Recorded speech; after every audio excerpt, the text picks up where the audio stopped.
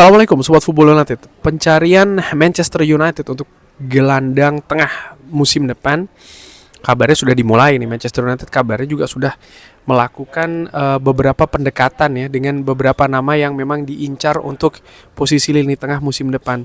Sempat gue bahas di salah satu ngobrol live bagaimana The Overlap ini membuat analisa dari 6 nama gelandang yang memang dihubungkan dengan Manchester United. Ada Elliot Anderson, ada Sandro Tonali, ada Joe Gomez, ada Amadou Onana, ada Adam Wharton dan juga Carlos Baleba. Sejauh ini memang Elliot Anderson nampaknya menjadi favorit ya bagi sebagian besar fans Manchester United. Ini kalau gue baca di kolom komentar misalnya, terima kasih banyak Sobat Football United. Tapi di analisa dari The Overlap ini mereka juga memberikan banyak sekali atribut di lini tengah untuk dibanding-bandingkan antara satu dan yang lainnya di 6 nama ini. Ada beberapa elemen ataupun juga atribut yang menurut gue menarik untuk dilihat. Pertama adalah gol dan juga assist. Dari sisi gol dan juga assist, nampak Elliot Anderson ini lebih unggul dibanding 5 nama lainnya, dengan Sandro Tonali yang paling mendekati. Lalu ada juga shot on target. Ini juga menarik ya. Gue lihat secara total, walaupun ada juga total shots ya, itu seperti apa. Tapi bagaimana yang on target saja, ini yang gue lihat komponennya ternyata Sandro Tonali yang lebih atau yang memimpin ya. Lalu diikuti oleh Amadou Onana. Baru setelahnya Carlos Baleba, bahkan Elliot Anderson tidak termasuk di 3 besar di antara ke-6-nya. Nah, lalu ada created chances, termasuk assist. Created chances mulai ulangi dengan open play, lalu umpan ke sepertiga akhir, lalu juga umpan ke kotak penalti, dan juga umpan secara total ya. Dan dari komponen-komponen itu Elliot Anderson lebih unggul dibanding dengan nama lain. Antara nomor 2-nya antara Sandro Tonali dan juga Adam Wharton. Ini juga merupakan komponen yang menarik nih menurut gue terkait dengan passing-passing ini ya. Ini tentang kreativitas. Kenapa menurut gue ini menarik?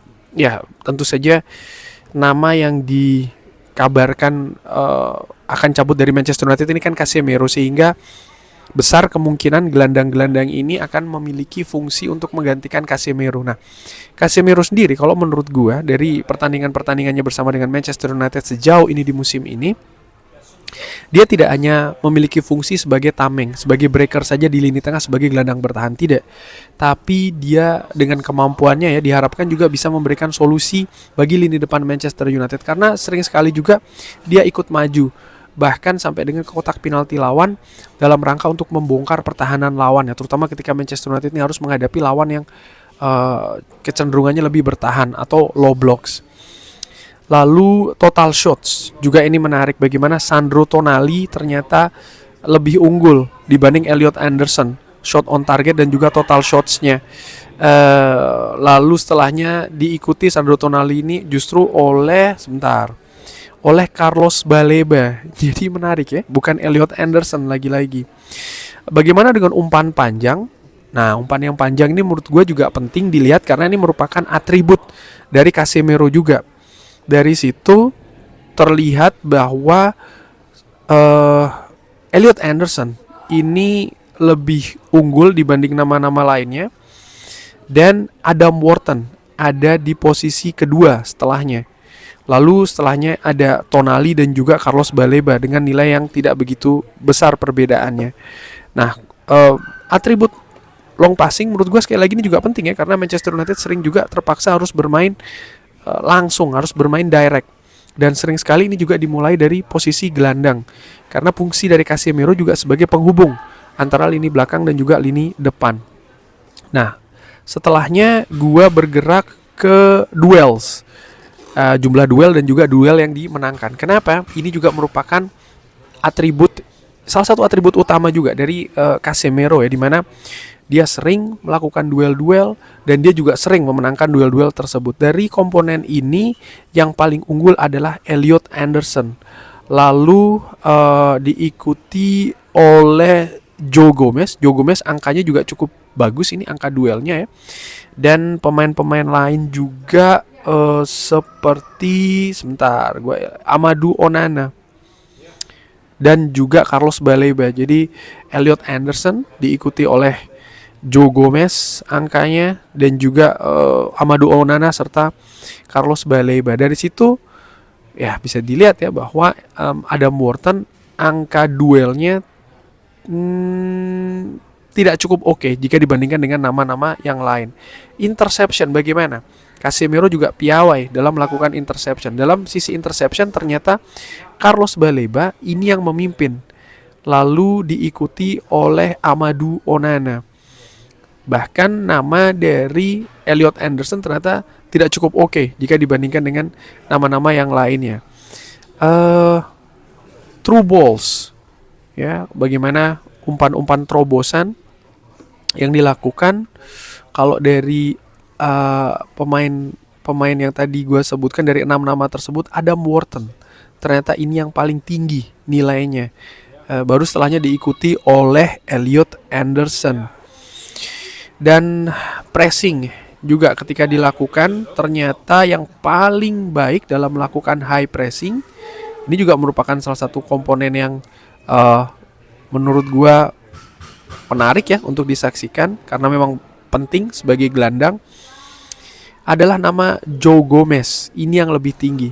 Baru diikuti oleh Elliot Anderson dan Sandro Tonali. Nah, dari situ, dari data-data komponen tadi yang gue sampaikan, terlihat bahwa nama favorit dari banyak fans Manchester United yaitu adalah Elliot Anderson tidak selamanya dari angka-angka itu tadi yang menduduki peringkat pertama. Ada juga pemain-pemain lain. Tapi kalau yang gue lihat, memang ada beberapa komponen yang misalnya terkait dengan serangan begitu ya, yang pemain dengan tipikal yang lebih bertahan, misalnya seperti kayak Amadou Onana, ini tidak baik. Lalu komponen penyerangan lainnya, misalnya ini tidak cukup oke dari sisi Joe Gomez. Sementara Carlos Baleba dan Adam Wharton cenderung lebih berimbang kalau gue lihat tadi dari beberapa komponen tersebut, dengan Elliot Anderson sedikit lebih unggul ya secara rata-rata dari komponen-komponen yang gue sebutkan tadi. Gue juga membandingkan ini situasi head to head antar pemain ya, Elliot Anderson dan juga Sandro Tonali. Bagaimana misalnya dari sisi heat maps, dua pemain ini yang juga sering disebutkan menjadi target utama dari Manchester United. Elliot Anderson lebih tebal dari sisi sebelah kiri. Ini juga menarik karena sisi sebelah kiri gelandang pivot Manchester United biasanya diisi oleh seorang Kobbie Mainoo. Bagaimana heat maps-nya lebih menyebar sebenarnya Sandro Tonali, tapi lebih tebal sisi dari Elliot Anderson. Dari sisi passing dan juga dari sisi defending, Elliot Anderson lebih unggul dibanding Sandro Tonali. Nah, gue juga membandingkan Carlos Baleba dengan Adam Wharton. Adam Wharton nampak lebih tebal heat maps-nya jika dibandingkan dengan Carlos Baleba dan juga lebih menyebar ya. Sementara Carlos Baleba nampak lebih terkonsentrasi di lini tengah. Heat maps-nya demikian. Komponen-komponen passing lebih unggul Adam Wharton, tapi komponen-komponen defending ataupun bertahan sedikit lebih unggul Carlos Baleba dibandingkan dengan Adam Wharton. Nah, kesimpulannya bagaimana? Menurut gue persaingan akan ketat ya untuk mendatangkan gelandang tengah, karena disebutkan banyak klub juga punya kebutuhan yang sama seperti Manchester United, butuh untuk memperkuat lini tengahnya. Nama Elliot Anderson sekilas memang lebih unggul jika dibandingkan dengan nama-nama lain, tapi Manchester United tetap harus juga mempersiapkan alternatif-alternatifnya. Kalau dari yang gue saksikan, gue sempat melihat bahwa seorang Adam Wharton ini ya punyalah kemampuan untuk mengisi lini tengah Manchester United. Tapi setelah melihat atribut-atribut tadi yang menurut gue sangat penting dan juga menarik, gue justru menggeser posisi dari Adam Wharton. Gue justru melihat pemain seperti kayak Sandro Tonali ini menarik profilnya untuk Manchester United pertimbangkan sebagai opsi. Misalnya kesulitan untuk mendatangkan Elliot Anderson atau bahkan gagal untuk mendapatkan Elliot Anderson. Nama Carlos Baleba yang musim ini tidak tampil baik bersama dengan Brighton, ternyata dari komponen-komponen atribut-atribut tadi yang gue sebutkan ternyata tidak cukup atau tidak jelek-jelek banget begitu. Sehingga bagaimana nama Carlos Baleba yang dipertimbangkan untuk didatangkan di musim panas kemarin juga bisa dipertimbangkan menurut gue. Bahkan mengungguli, kalau menurut gue ya secara ringan amatiran, bahkan mengungguli Adam Wharton. Gue bisa jadi salah, tapi ini yang gue lihat, hanya pendapat secara ringan amatiran. Nama-nama lain seperti kayak Joe Gomez, Amadou Onana maupun juga Adam Wharton tentu saja masuk juga sebagai opsi, karena Manchester United tidak mungkin tidak mendatangkan pemain baru untuk lini tengah untuk musim depan. Dan nama-nama tadi yang disebutkan, 6 nama itu 6 nama yang profilnya cocok seperti yang diinginkan oleh Ineos, misalnya dari sisi usia, lalu juga dari sisi pengalaman di Premier League. Sehingga ya ini juga faktor yang harus diperhatikan. Mungkin tidak musim panas nanti bisa jadi ada peluang tidak menjadi musim panas yang ideal bagi Manchester United. Artinya mungkin target-target utama di lini tengah, katakanlah seperti Elliot Anderson, bisa jadi ada kemungkinan tidak bisa didatangkan. Tapi nama-nama lainnya menurut gue juga tetap memiliki kompetensi yang bisa dipertimbangkan untuk dihadirkan di Old Trafford untuk memperkuat lini tengah Manchester United musim depan. Bagaimana menurut Sobat Football United? Seperti biasa, drop di kolom komen. Terima kasih sudah menyaksikan. Jangan lupa like, share, dan juga subscribe. Wassalamualaikum warahmatullahi wabarakatuh. Thank you.